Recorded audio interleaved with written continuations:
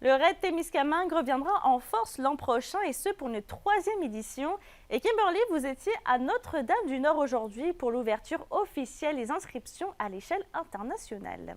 Et oui, pour les athlètes d'ici ou d'ailleurs, c'est maintenant possible de s'inscrire au Raid de Témiscamingue pour relever plusieurs défis de plein air sur un parcours de 170 km. Donc, quelques exemples de disciplines à relever sur une période de 3 jours sont du trekking, du vélo, de la course à pied ou encore de la nage. Et parmi les changements pour cette édition, le parcours va avoir lieu dans le secteur nord au lieu du secteur est pour découvrir un territoire différent.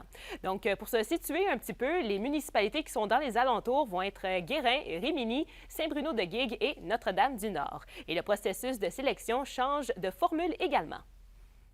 L'année dernière, on avait fait premier arrivé, premier servi et on avait certaines équipes qui n'avaient pas pu s'inscrire. Donc, cette année, ce qu'on fait, c'est une formule comme ça. Ça nous permet aussi de garder un ratio où on veut garder des équipes à l'international, oui, mais on veut aussi garder des équipes locales. Donc, des équipes témiscamiennes pour justement se mesurer à ces équipes internationales-là. Donc, ça nous permet de faire une certaine sélection là-dedans.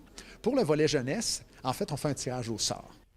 Et justement, parlant du volet jeunesse, l'organisation veut aussi doubler le nombre de participants. Il y a tellement eu d'inscriptions dans le volet jeunesse l'an dernier que l'organisation a décidé de sélectionner 100 jeunes au lieu de 50. Donc, au total, il va y avoir 50 équipes composées de 2 jeunes entre 13 et 17 ans, ainsi qu'un athlète adulte. On garde aussi la formule du parcours de 20 km et les inscriptions vont débuter au printemps prochain.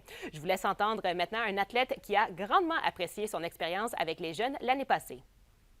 On a pu justement faire des super belles activités, rencontrer aussi des équipes de l'étranger, faire aussi notre première journée aussi Raid Jeunesse avec une équipe de jeunes. Donc ça, c'était vraiment un beau coup de cœur aussi pour nous. Puis je vous dirais, il y a tellement eu d'anecdotes que je ne pourrais pas toutes vous les citer, mais non, vraiment une super belle course et puis dans un cadre idyllique.